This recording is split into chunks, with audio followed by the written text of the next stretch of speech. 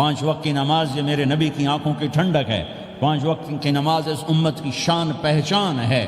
اور اللہ تعالیٰ نے پہلی امتوں پر اتنی بڑی مشقت ڈالی کہ ان کی نماز مسجد کے علاوہ کہیں نہیں ہوتی تھی، مسجد میں ہی ہوتی تھی۔ ہمارے لیے کتنی آسانی کر دی، جاب میں ہے مصلی بچھا نماز پڑھ، چلو مصلی بھی کوئی نہیں، زمین دیکھ اس پر کوئی گندگی تو کوئی نہیں ہے، بس زمین بھی تیرے لیے پاک ہے، چل نماز پڑھ۔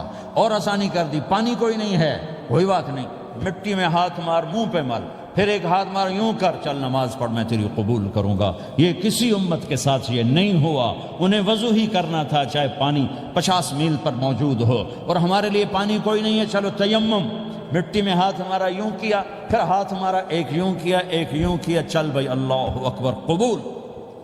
عمار بن یاسر رضی اللہ تعالیٰ عنہ سفر میں تھے، ان کو نہانے کی ضرورت ہو گئی، نائٹ فال ہو گیا، تو انہوں نے سوچا کہ ویسے تو آدمی کو وضو کی ضرورت ہوتی ہے تو خالی منہ پہ ہاتھ مارا اور یوں کونیوں تک، لیکن مجھے تو غسل کی ضرورت ہے، تو خالی اس سے تو کافی نہیں ہوگا۔ تو انہوں نے کپڑے اتارے، اکیلے تھے، ریت کے اوپر کبھی یوں لیٹے، کبھی یوں لیٹے، کبھی یوں لیٹے، 3-4 دفعہ یوں اور یوں رول ہوتے ہوتے پھر انہوں نے نماز پڑھی۔ آئے اللہ کے نبی کی بارگاہ میں، یا رسول اللہ مجھے رات کو نہانے کی ضرورت پڑ گئی، تو میں نے کہا وضو کے لیے تو خالی یہ 2 دفعہ کرنا کافی ہے، تو یہ تو نہانا تھا، تو میں تو ریت میں خوب رول ہوتا رہا۔ میرے نبی نے انما یکفیک ضربتان، ارے سیدھے بندے عمار، اس کے لیے بھی اتنا ہی کافی تھا کہ تو یوں کرتا اور یوں کرتا اور تو پاک ہو جاتا۔ اللہ نے اس نبی کے طفیل، اس محبوب مصطفیٰ صلی اللہ علیہ وسلم کے طفیل، اللہ نے کیا کیا سہولتیں اور آسانیاں ہمیں عطا فرمائیں۔ پھر نماز 4 کی 2 رکعت کر دی کہ بھئی تم مسافر ہو 2 پڑھو، روزے میں سفر میں روزہ معاف کر دیا، بعد میں رکھ لینا، بعد میں رکھ لینا، قضا کرنے کو حکم، بالکل چھوڑنے کا نہیں۔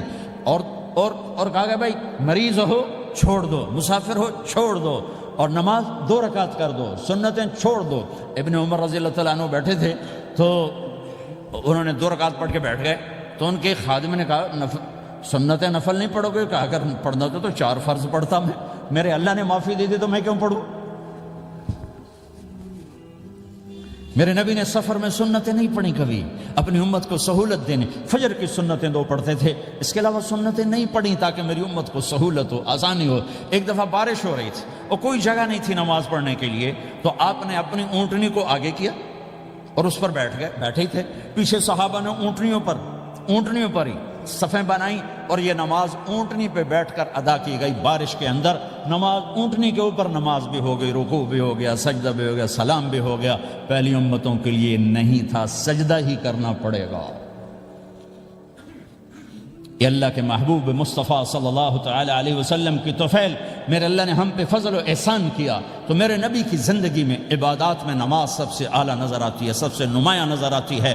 اور پھر بازار میں، گھر میں، دفتر میں، ماحول میں میرے نبی کے اخلاق، یہ زندگی کا دوسرا روشن پہلو ہے۔ میرے نبی کی ساری زندگی 2 لفظوں میں آتی ہے، عبادت اخلاق، عبادت اخلاق، یا تو اور لفظ حقوق اللہ حقوق العباد، حقوق اللہ حقوق العباد۔ حقوق اللہ میں نماز سب سے اعلیٰ، اور حقوق العباد میں لوگوں کی برداشت کرنا، لوگوں سے درگزر کرنا، معاف کرنا، جھوٹ سے بچنا، دھوکے سے بچنا۔ میرے نبی سے پوچھا گیا یا رسول اللہ مسلمان کنجوس ہو سکتا ہے؟ ہم نے کہا ہو سکتا ہے۔ یا رسول اللہ مسلمان کمزور ہو سکتا ہے، بزدل ہو سکتا ہے، ڈرپوک ہو سکتا ہے؟ آپ نے کہا ہو سکتا ہے۔ یا رسول اللہ مسلمان جھوٹ بول سکتا ہے؟ آپ نے کہا نہیں، جھوٹ نہیں بول سکتا، جھوٹ نہیں بول سکتا۔ ہاں، الا لعنت اللہ علی الکاذبین، جھوٹوں پہ اللہ کی لعنت۔ اس لعنت کے ساتھ 400 پاؤنڈ بچا لیے، 4000 بچا لیے، 4 ملین بچا لیے، 4 بلین بچا لیے، 4 ٹریلین بچا لیے، ساری دنیا کو بچا لیا، اور اوپر اللہ کی لعنت پڑی تو اللہ کی قسم گھاٹے کا سودا ہے۔ اور سچے ہو گئے، سچ بولا، یہ میں 100 پاؤنڈ کماتا ہوں، لے لو جو لینا ہے اس میں سے، یہ میں 1000 پاؤنڈ کماتا ہوں، لے لو جو لینا ہے، یہ میں 50,000 پاؤنڈ کماتا ہوں، لے لو جو لینا ہے، کہ مسلمان کی زبان سے جھوٹ نہیں نکلتا، سچ ہی بولتا ہے۔ آپ تشریف لے جا رہے ہیں، ایک آواز ہے یا رسول اللہ، آپ نے یوں دیکھا کوئی نظر نہیں آیا، پھر آواز ہے یا رسول اللہ، تو آپ نے دیکھا کہ ہرنی ڈیر چھوٹی وہ کھڑی ہوئی رسی میں بندھی، تو آپ نے کہا کیا ہوا؟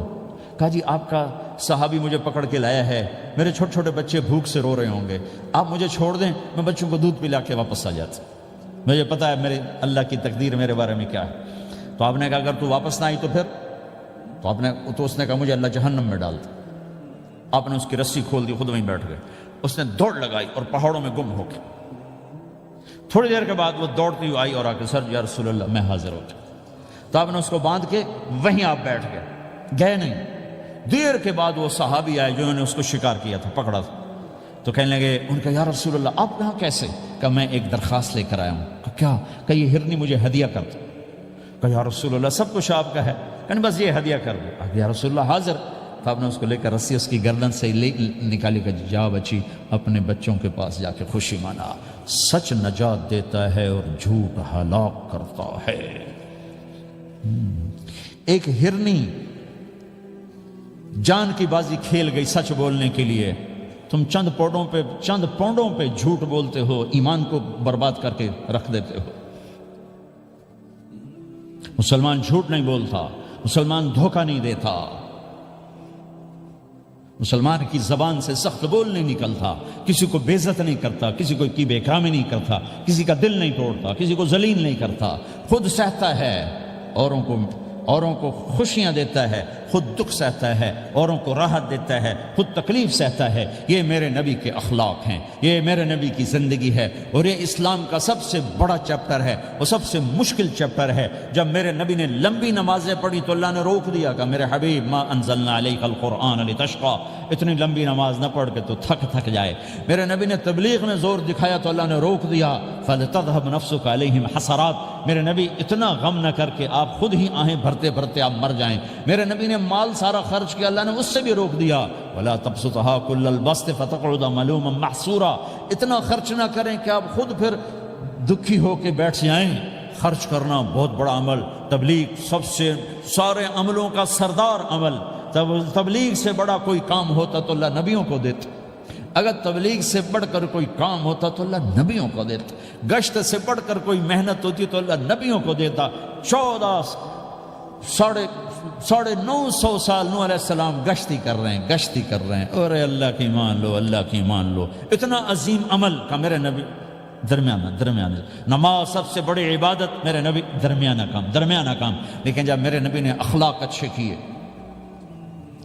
دشمن کو معاف کرنا۔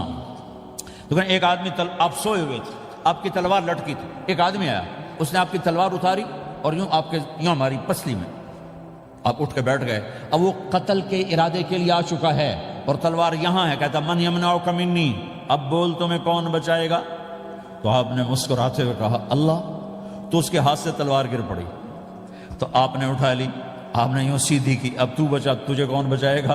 وہ کہنے لگا مجھے تو ہی بچائے گا، وہ تو اللہ کو جانتا نہیں تھا، کہا بابا مجھے تو ہی بچائے گا۔ تو آپ کہتے ہیں اس کا سر اڑا دو، یہ نبی کو قتل کرنے آیا ہے۔ میرے نبی نے فرمایا کلمہ پڑھتے ہو؟ کہا نہیں پڑھتا۔ کہا جاؤ معاف کیا۔ یہ میرے نبی کے اخلاق ہیں۔ 20 سال جنہوں نے قتل کے منصوبے بنائے، مکہ والے، جب آپ مکہ میں فاتحانہ داخل ہوئے، ابو سفیان سب سے زیادہ آپ کو دکھ پہنچانے والوں میں پیش تو آپ نے ابو سفیان کو عزت دی۔ جو ابو سفیان کے گھر میں داخل ہوگا اس کو کچھ نہیں کہا جائے گا۔ آپ تو ابو سفیان کو بلا کے سولی پہ لٹکاتے، اور آپ کہہ رہے ہیں جو ابو سفیان کے گھر میں جائے گا اسے کچھ نہیں کہا جائے گا، جو بیت اللہ میں ہوگا اسے کچھ نہیں کہا جائے گا۔ سارا مکہ سامنے، آپ یوں بیت اللہ کا دروازے پر یوں دونوں ہاتھ ایسے ٹکا کے کھڑے تھے، پھر آپ نے کہا میں کیا کروں گا اب تمہارے ساتھ؟ تو سہیل بن عمر نے کہا آپ کریم ہیں، کریم کے بیٹے ہیں، تو آپ نے کہا جاؤ میں نے معاف کیا۔ یہ اخلاق آج مٹ چکے ہیں، مردوں سے، عورتوں سے، علم والوں سے، خانقاہ والوں سے، تبلیغ والوں سے، سب زیرو ہوئے پڑے ہیں۔ جب تک یہ اخلاق زندہ نہیں ہوتے اسلامی زندگی قائم نہیں ہو سکتی، اسلامی معاشرت قائم نہیں ہو سکتی، اور دین دو چیزوں سے آگے پھیلتا ہے، ایک دعوت اور ایک اخلاق۔ دعوت اور اخلاق، دعوت نہیں ہوگی تو اخلاق وہیں پڑے رہ جائیں گے، اخلاق نہیں ہوں گے تو دعوت کوئی قبول نہیں کرے گا۔ میرے نبی نے کتنے معجزے دکھائے مکے میں، نہیں کلمہ پڑھا۔ بدر میں ان کے 70 مارے گئے، فرشتوں کو دیکھا، جبریل کے گھوڑے کی آواز سنی، کلمہ نہیں پڑھا۔ خندق میں شکست ہوئی، کلمہ نہیں پڑھا۔ پانی نکلتے دیکھا، انگلیوں سے کلمہ نہیں پڑھا۔ ایک بکرے کا ایک بازو پکایا، ایک بازو بکرے کا، ایک اگلا جو بازو ہوتا، اور 40 آدمیوں نے کھانا کھایا اور ایک بوٹی کم نہیں ہوئی، کلمہ نہیں پڑھا۔ لیکن جب میرے نبی نے کہا جاؤ معاف کیا تو سارے ہی کلمہ پڑ گئے کہ واقعہ یہ اخلاق نبی کے ہو سکتے۔ حنین کی جنگ میں جب بھاگے لوگ، شکست ہوئی، تو ایک صحابی کا بھاگتے ہوئے پاؤں ہمارے نبی کا پاؤں پر آیا، اور جوتا سخت تھا، تو آپ نے کہا اوجعتنی، اور آپ کے ہاتھ میں چھڑی تھی، آپ نے اس کو یوں ماری تو اوجعتنی، ارے تو نے مجھے کتنا زیادہ درد پہنچایا، دکھ پہنچایا۔ وہ بیچارے پگھل کے رہ گئے اور پریشان ہو گئے، اور فرماتے ہیں سارا دن میں پریشان، ساری رات پریشان کہ اللہ کے نبی کو میں نے تکلیف پہنچائی، اب میرا کیا بنے گا۔ اگلا دن ہوا تو اعلان ہو رہا تھا بھائی جس کا پاؤں نبی کے پاؤں پہ آیا تھا اس کو اللہ کے نبی بلا رہے ہیں۔ تو صحابی کہنے لگے میں نے سمجھا بس اب میری تو دنیا بھی گئی اور آخرت بھی گئی، اب میرے اوپر کیس بنے گا اور مجھے ڈانٹ ڈپٹ بھی ہوگی، میرا کتنا بڑا گھاٹا نقصان ہوگا۔ یہ حاضر ہوئے ڈرتے ڈرتے، تو آپ نے فرمایا میرے بھائی کل میں نے تمہیں چھڑی ماری تھی، وہ مجھے معاف کر دینا، اور یہ 80 اونٹ تمہیں ہدیہ دیتا ہوں، 80 کیملز یعنی 80 پراڈو، 80 رینج روور کا یہ میری طرف سے تمہیں ہدیہ ہے۔ وہ حیران پریشان، یہ میرے نبی کے اخلاق ہیں، یہ میرے نبی کے اخلاق ہیں۔ کانٹے بچھانے والی نے 4 دن آنا چھوڑ دیا، بیمار ہو گئی تھی، تو ہم نے اب کیا بات ہے، وہ ہمارے راستے میں اب کانٹے کوئی نہیں ہیں، کہا جی وہ بیمار پڑی ہے جو کانٹے بچھاتے تھے، تو آپ اس کے گھر چلے گئے، ماں جی خیریت تو ہے، اب ٹھیک تو ہیں، کہا بیٹا مجھے کلمہ پڑھا دے، بس تیرے اخلاق نے مجھے فتح کر لیا ہے۔ میرے بھائیوں یہ چیپٹر بھول چکے ہیں، بھول چکے ہیں، بھول چکے ہیں۔ جب تک یہ چیپٹر زندہ نہیں ہوگا زندگی اسلامی نہیں بنے گی، معاشرہ اسلامی نہیں بنے گا، اور آگے قوموں کے لیے اسلام کا دروازہ نہیں کھلے گا۔ ہمیں معاف کرنا آتا ہو، ہمیں گالی دینے والے کو دعا دینا آتا ہو، غیبت کرنے والے کی تعریف آتی ہو، اور غیبت کرنے سے، غیبت سننے سے اپنے آپ کو ایسے بچاؤ جیسے زہر سے بچاتے ہو، اسے آگ سے بچاتے ہو۔ ایک دوسرے کو نفرت کا بول نہ بولو ورنہ ساری زندگی تباہ و برباد ہو جائے گی۔ میرے رب کی قسم، میرے نبی نے کہا ایک زبان کا بول انسان بولتا ہے اور جہنم کی گہرائیوں میں گر جاتا ہے، اور ایک زبان کا بول انسان بولتا ہے اور جنت کے درجات پر چڑھ جاتا ہے۔ یہ زبان بہت طاقتور چیز ہے، میں ہر بیان میں اس کو دہرا رہا ہوں کہ جتنا یہ عمل ختم ہو چکا ہے اتنا کوئی عمل بھی نہیں ختم ہوا ہے۔ اور ایک صحابی ہیں ابو دجانہ۔ کون ابو دجانہ؟ السابقون الاولون من المہاجرین والانصار، اس میں پہلی صف کے صحابہ۔ کون ابو دجانہ؟ جب آپ حج پر گئے تو اپنی جگہ مدینے کا امیر ابو دجانہ کو بنایا۔ ابو دجانہ حج میں شریک نہیں ہوئے کہ آپ نے اپنی جگہ ان کو اپنا نائب بنا کے وہاں کھڑا فرمایا ابو دجانہ میری جگہ پر مدینے کا امیر ہے، یہ وہ ابو دجانہ ہیں۔ کون ابو دجانہ؟ جو جنگ بدر سے لے کر آخری حج تک ہر سفر میں شریک ہیں، ہر سفر میں شریک ہیں۔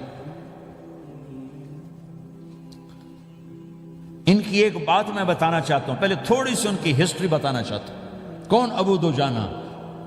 احد کی جنگ میں آپ نے تلوار اٹھائی، کہا اس تلوار کو کون لے گا؟ کئی صحابہ کھڑے ہو گئے۔ آپ نے کہا اس تلوار کا حق کون ادا کرے گا؟ سارے بیٹھ گئے، 3 آدمی کھڑے رہے، ایک زبیر بن عوام، ایک عمر بن خطاب، ایک ابو دجانہ۔ ان کا نام ہے سماک بن خرشنہ، سماک بن خرشنہ ان کا نام ابو دجانہ سے مشہور ہے۔ تو آپ نے تلوار نہ عمر کو دی، نہ زبیر کو دی، ابو دجانہ کو دی۔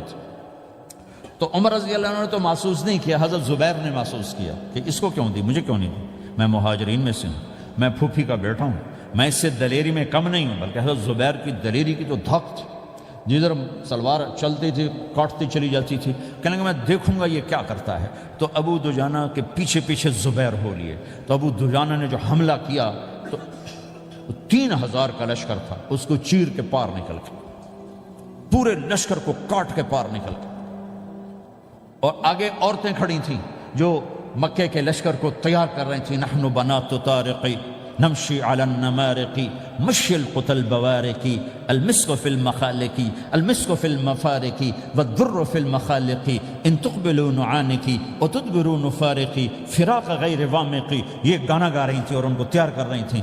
تو جب ابو دجانہ کی تلوار نظر آئی تو سب بھاگی، ہندا پکڑی گئی، تو آپ نے یوں اپنی تلوار ہندا کے سر پر رکھی، انہوں نے چیخ ماری، تلوار ہٹا لی۔ تو زبیر پیچھے پیچھے کہ کیا کیا ہے؟ جنگ میں اگر کوئی عورت حصہ لے اسے مارنا جائز ہے، ویسے جائز نہیں ہے، عورت کو، بچے کو، بوڑھے کو ہاتھ لگانا جائز نہیں ہے۔ تو انہوں نے کہا تلوار کیوں نہیں چلائی؟ کہا میرے محبوب کی تلوار ہے، عورت کے خون سے رنگین کر کے اس کی شان نہیں گھٹانا چاہتا، یہ میرے نبی کی تلوار۔ پھر واپس ہوئے، پھر اٹیک کیا اور پھر مجمع کو چیر دیا۔ سامنے ایک آدمی آ رہا تھا ہاتھی کی طرح، اتنا لمبا موٹا تازہ، تو زبیر کہنے لگے میرے جی میں آیا کبھی اس کی ٹکر ہونا پھر میں دیکھوں ابو دجانہ کیا چیز ہے۔ تو اللہ کا کرنا ایسا ہوا ابو دجانہ دونوں آمنے سامنے ہو گئے، تو وہ ایسے شاہ سوار تھے کہ دونوں طرف کے لشکر ذرا تھم گئے اور وہ دونوں بھڑ گئے۔ ابو دجانہ کے اپنے جوہر، اس پہلوان کے اپنے جوہر، غبار اٹھا، مٹی اٹھی، اور اس کی اپنی طاقت، ان کی اپنی طاقت، انہوں نے ابو دجانہ کو اس نے زخمی کر دیا۔ ابو دجانہ نے جو جوش میں آ کے ماری تلوار، اس کو لگی یہاں، تو اتنی طاقت سے لگی کہ اس کے نیچے اتر کر 2 ٹکڑوں میں تقسیم کر دی۔ یوں ماری تو ایک حصہ ادھر ایک حصہ، پھر یوں دیکھا اور اپنے چہرے سے لوہے کی ٹوپی اتاری، اما ترا انا ابو دجانہ، کیا دیکھ رہے ہو؟ میں ہوں ابو دجانہ، تلوار صحیح لی ہے میں نے، غلط نہیں لی۔ یہ ابو دجانہ ہیں۔ اور جب شکست ہو گئی احد کی جنگ میں، اور پھر 10-12 آدمی نے آپ کو گھیرے میں لیا ہوا تھا، ان میں ایک ابو بکر تھے، عمر تھے، علی تھے، طلحہ تھے، زبیر تھے، سعد بن ابی وقاص تھے، اور سہل بن حنیف تھے، عبادہ قتادہ بن نعمان تھے، اور ابو دجانہ تھے رضی اللہ تعالی عنہم۔ ان میں سے ایک ابو دجانہ بھی تھے، اور یمامہ کی جنگ میں ابو دجانہ شہید ہوئے، یمامہ کی جنگ میں شہید ہوئے۔ یہ ابو دجانہ کی تھوڑی سی سیرت آپ کے سامنے آئی ہے۔ اس کے بعد اب آپ ان کے قول کو سنو تاکہ اس کا وزن آپ کے سامنے آئے۔ یہ بدر کے شریک ہیں، اللہ کے نبی نے کہا بدر کا صحابی جو مرضی کرے بخشا گیا۔ یہ صلح حدیبیہ کے شریک ہیں، اللہ نے قرآن میں کہا لقد رضی اللہ، میں ان سے راضی ہو گیا۔ یہ صحابی ہیں، اللہ نے کہا کلا وعد اللہ الحسنی، اے میرا نبی تیرے ہر صحابی کے لیے جنت کا وعدہ ہے۔ اور اب یہ کیا کہتے ہیں؟ یہ کیا کہتے ہیں لوگو؟ ان ارجع عملی عند، لوگو میرے پاس، ابو دجانہ میرے پاس بخشش کا سب سے بڑا عمل جانتے ہو کیا ہے؟ بدر نہیں، احد نہیں، حدیبیہ نہیں، خندق نہیں، خیبر نہیں، فتح مکہ نہیں، آخری حج نہیں، کیا ہے؟ کیا ہے لوگو؟ ان ارجع عملی عندی، میرے پاس آخرت میں بخشش کا سب سے بڑا عمل بس ایک ہے کہ ما آذیت احدا بلسانی، میں نے اپنی زبان سے کبھی کسی کو دکھ نہیں پہنچایا۔ ولا اجد فی قلبی غلا لاحد، اور میرے دل میں کسی کے لیے بغض کوئی نہیں ہے، بس یہ میری بخشش کا عمل ہے۔ تو بھائیو، نبی کے اخلاق میں 2 چیزیں لے لو، ایک زبان سے کسی کو دکھ نہ دو، ایک دل میں کسی کا بغض نہ رکھو۔ اللہ کی قسم بغیر حساب کتاب کے جنت میں جاؤ گے۔ بڑے بڑے جنید بغدادی اور بڑے بڑے معرفت والے تمہیں دیکھتے رہ جائیں گے، تمہاری رفتار اتنی تیز ہوگی کہ تمہیں وہی پکڑ سکے گا جس کا یہ 2 عمل تم سے زیادہ اچھا ہوگا۔ جس روڈ پہ رش ہوتا آپ وہاں سے گاڑی ہٹا لیتے ہو، ادھر نہیں جانا، ادھر رش ہے، وہ سائن وغیرہ آپ کو آ جاتے ہیں کہ ادھر بلاک ہے، ادھر نہیں جانا، ادھر جانا ہے۔ تو جہاں روڈ پہ رش ہوتا ہے تو قیمتی سے قیمتی گاڑی کی رفتار بھی آہستہ ہو جاتی ہے، اور جہاں روڈ خالی ہوتا ہے تو پرانی گاڑی بھی بھاگے جا رہی ہوتی۔ ہمارے یہاں پرانی گاڑی ہوتی ہے نا، پرانی بسوں کے پیچھے لکھا ہوتا ہے نہ انجن کی خوبی نہ ڈرائیور کا کمال، خدا کے سہارے چلی جا رہی ہے۔ اور جس کے پاس ایسی گاڑی ہو، نہ انجن کی خوبی نہ ڈرائیور کا کمال، تو اگر اس کو روڈ خالی مل جائے تو وہ تو مرسیڈیز والے سے پہلے پہنچے گا، رینج روور والے سے پہلے پہنچے گا، بینٹلی والے سے پہلے پہنچے گا، رولز رائس والے سے پہلے پہنچے گا، جو وہ تو پھنسی کھڑی اور اس کا روڈ ہی خالی ہے۔